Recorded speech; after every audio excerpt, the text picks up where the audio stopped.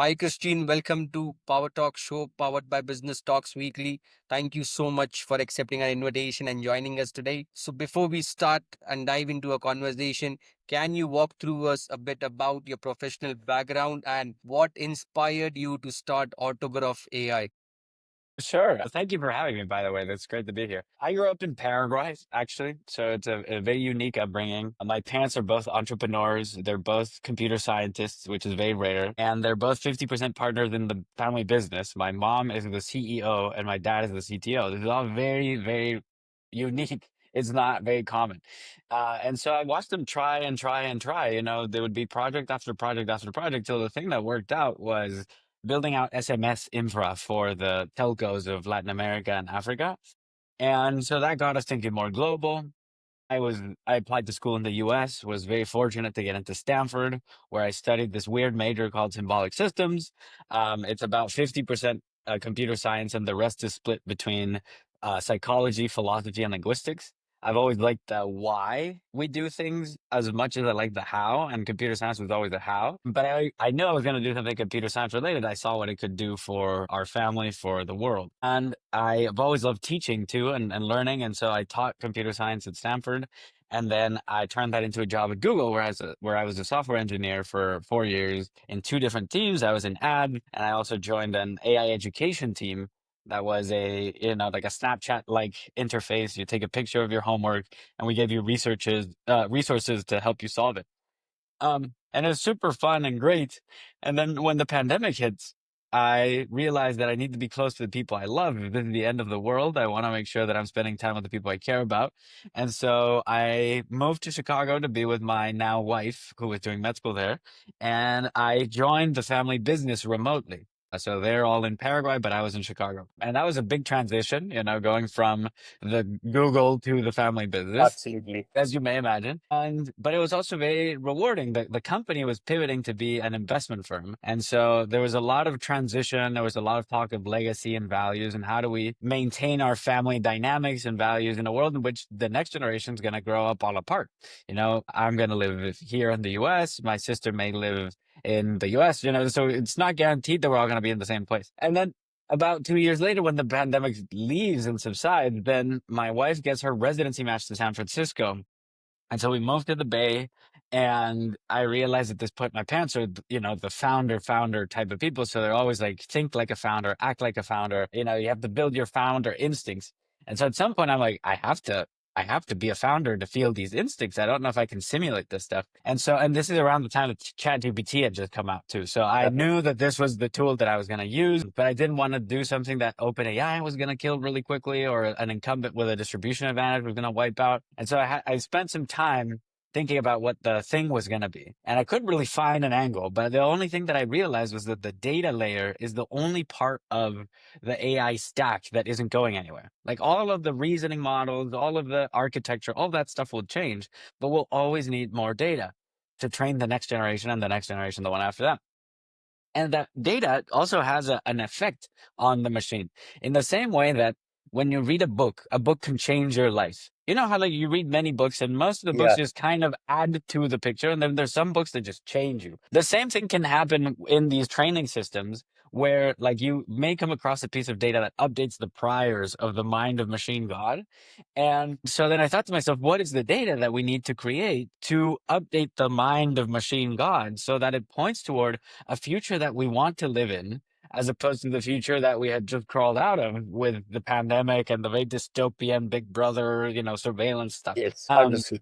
so, so that was my thinking, and I realized, wow, okay, so I'm going to write something. I'm going to write a sequence of words that are going to serve this purpose. And what else? What other purpose can I add to it? And it became, oh, maybe I can tell my life story here in a fantastical, like in a fantastical way, and I can put my philosophy in it, and I just kept adding stuff to this idea. And eventually, what it became was a sci-fi novel. So then I wrote a sci-fi novel that's sort of my attempt to understand what happens in the next couple of years when AI takes over the world, or like maybe not take over the world, but when it gives us more power than we ever thought we could have. And I felt this sense of existential relief, and I felt, man, I've told my story. Like I wrote my own story, and I'm living it out. And I wish everybody could feel this existential relief that I feel. And then it's a book. So then I was like, at some point I have to make money. So I'm going to promote the book. And I started my own podcast where I interviewed people like thought leaders, like Stanford professors and venture capitalists and entrepreneurs and AI researchers about this idea of our humanity in the age of AI. What does it mean for our sense of self? What does it mean for families? What does it mean for art? What does it mean for all these different perspectives, which I still don't think we have enough conversations about this going on. Yeah. And but the podcast, and first of all, I love the podcast. I love talking to people. I love getting to know people. I love, figuring out what tickles them. Yes. And if anything, I thought like, man, I wish I could interview everybody on earth. And at one point I realized that the person I should be interviewing is my grandma. Yes. Not necessarily for the podcast, but my grandma has this crazy life story. Her dad was an MI6 agent. They had to flee Europe during the war. They made it all the way to Paraguay somehow, of all places. And this all exists in like the mythology of the family, but it's not been documented anywhere. And so we set an interview with my grandma. My dad was in the room when it happened, when we organized it. And sadly, a couple days before the interview, she had a stroke. Oh my God. Very sad to And hear. thank you. No, and like that is life. That is a thing that just happened. I think the thing that was unique was that I had the list of questions that I knew I wasn't going to get an answer to. And that was the moment that sparked the idea, wait a minute, what if we could interview everybody on Earth through AI, like a voice interviewer that calls our parents, our grandparents once a week and gets their life story little by little. And not only does it generate the most valuable data in the world, because that is the stories of the people who made us, but also on the other side, what we can do is create a new kind of interaction with the past. Instead of just reading or instead of just listening, we can actually, for the first time, talk to the past. And so the idea of autograph became this idea of you talk to Walter, our digital historian, and the output of that is a digital version of you that sounds like you and speaks like you and has all your memories. So that when your kids or their kids are going through life and, like they have to decide whether to move or decide between jobs or decide a relationship, Walter can say, hey, this reminds you of something your grandfather went through. Would you like to talk to him for 15 minutes? Wow. And even if grandpa's not around, or if grandpa's sick, or if grandpa can't do it because of some other reason, you would still be able to learn from his experience in the 60s when he had to do something that was a life decision similar to the one that you get to do today, but you have all the context of their life to then ask, what was the fallout? What should I be looking out for? What was your regrets? What was what was the impact on other people? And not just that, you could actually ask the other people too. You could ask grandma, you could ask the kids. And once that picture hit, I was like, this is the thing I have to give my life to, like this is a tribute to the generation that came before, and it's a gift to the next generation. And it's the way I figured out a way to have my kids talk to my parents for as long as they want. So, and basically that was the inspiration, and we're growing. We raised some money from VCs, and now we're growing the business very much in the 0 to 1 stage. But you may imagine it's very emotional conversations. It's very like emotionally charged. So Yes. I'm just happy to be spreading the word, man. It's been one heck of a journey. Absolutely. And your background and the inspiration behind it makes it more amazing. Wonderful, wonderful story. Thank Christian, you. can you tell me like what went into the technology and the development aspect towards autograph AI, and where are you currently heading? What is the next big thing that you're going to do with autograph AI? Yeah. So we have to build two things that are kind of similar. We have to build a memory retrieval system so that Walter, the interviewer, can keep track of everything going on in your life, right? Like you mention stuff about your childhood and you mention, you cover your entire life and then you're talking about something that happened today. Walter has to be able to remember something about your childhood and tie it back to today. And so that is where most of our innovations are, in like the simulating human memory. We don't have to be superhuman, fortunately, because if it's superhuman, then it's a different kind of experience. But if you're talking to Walter who pretends to be human, then that's a more relatable thing that we know how to do. And then the other half is, okay, that same memory thing, but for the not from Walter remembering what you told him, but from your own digital self remembering as if it were you. And that one also is like where a lot of our innovations happen. Fortunately, we're in a position where we're very much in the application layer of AI stuff. So we get to benefit from models getting better and smarter and cheaper. And all of the industry is sort of like learning how to think with these, generative paradigms. And so we were able to write those coattails, and just like the quality of voice AI is so good these days that it's amazing. And I think we've discovered a particular use case that hits at a human need to be remembered, to feel valued, to feel like, the effort that we put into the late nights and the parts of life that don't feel like they pay off. That maybe a couple generations from now it'll pay off. Maybe a couple generations from now, my grandkid will realize that if you put in a lot of work, the next generation could be in a better position. And then where we're going with this is really exciting to me because no, I mean, we have all other kinds of things like a little wiki for your life. So, you're going through life and you tell Walter about your friend Jimmy, and that creates a Wikipedia page, not a Wikipedia page, but like basically a wiki page for your friend Jimmy. And, it's linked to all of your interview transcripts and every story that you mentioned Jimmy. And so all of a sudden you have this really interesting graph of relationships between people, places, events, brands, things. And so it's almost like an encyclopedia of your life. But once you have access to your loved ones' networks too, then you get to see like the world building of your life, how people interpret the things that they experience, and that is super awesome. And also you can do things like, for example, you have a bachelor party or a wedding or some event in life. You could actually have a page for your event, but also you can invite people to add their perspective to it too. Okay. So there's a social component there too, because of course, like nobody talks about their life without talking about their loved ones and without caring about what their loved ones think and feel. So there's that, which I'm excited about. But going even further from there, I think what we're really interested in is becoming this identity layer for the agent economy. Oh, So in a world in which agents are doing all these things for us, the challenge is going to be like, how do we pass in context to each agent so that they know what to do the way I like it, or according to my budget, timeline, or preferences.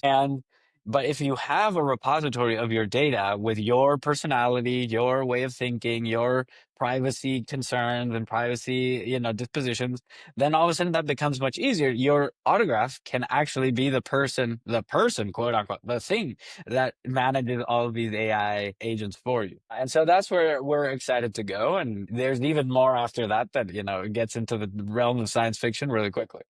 yeah, absolutely. I was about to mention that, so as you were discussing, it sounds so advanced. Have you seen the latest season of Black Mirror in Netflix? I haven't seen it, but I heard that there's an episode called Eulogy that I have to watch. Yeah. Yes, I was about to describe that.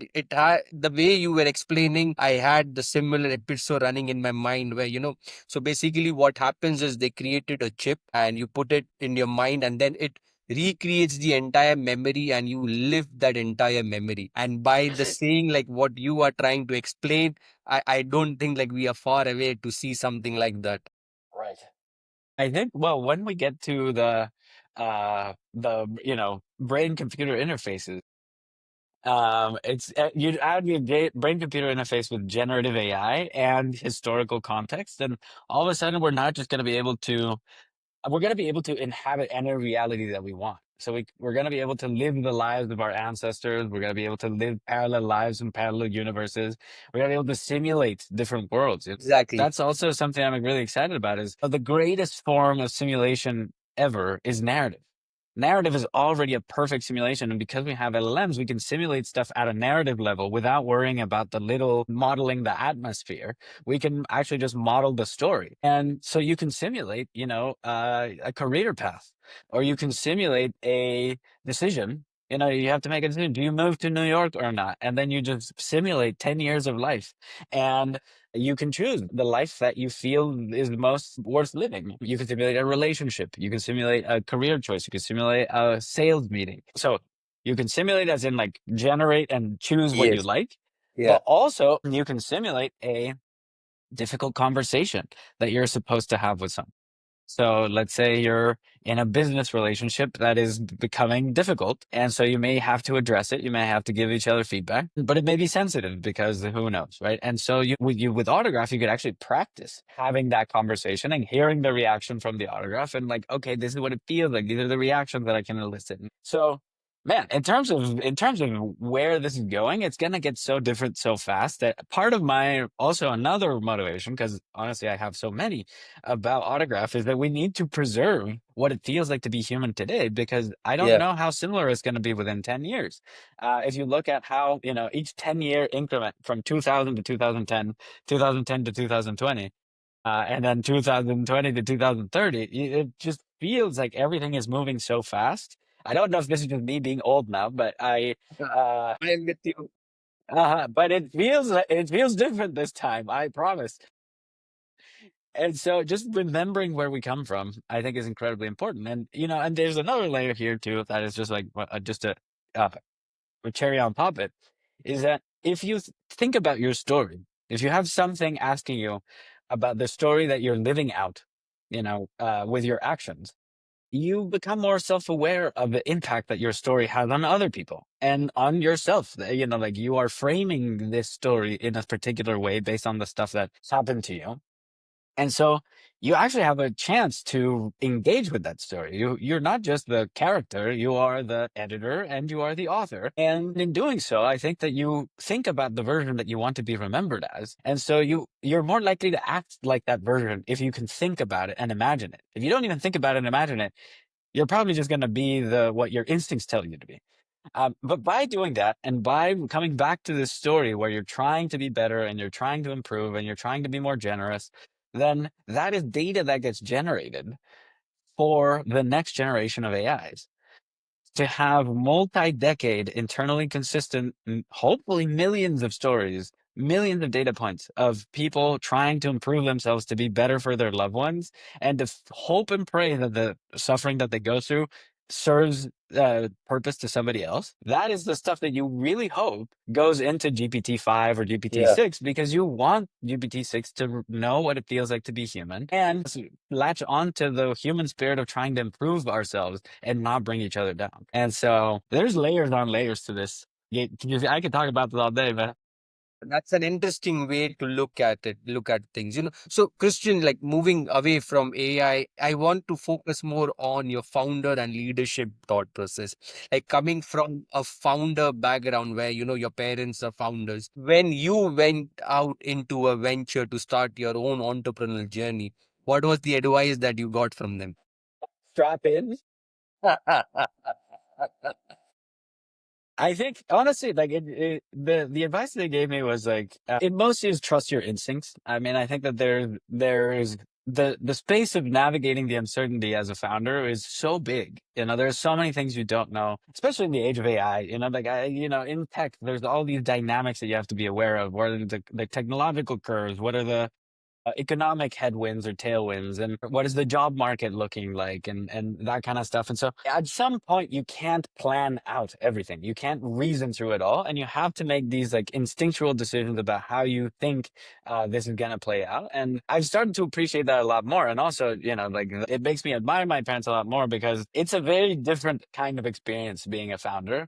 There are no adults in the room other than yourself, and so having to force yourself to create meaning is so important. I mean, like, and just the self drive and the energy and the motivation, I think is just so important. And my parents, the one note that my mom always says is, be a good person. It pays off. Absolutely, absolutely. That's some great advice. And was it difficult for you, from a ex-Google employee to being an entrepreneur? How was that journey?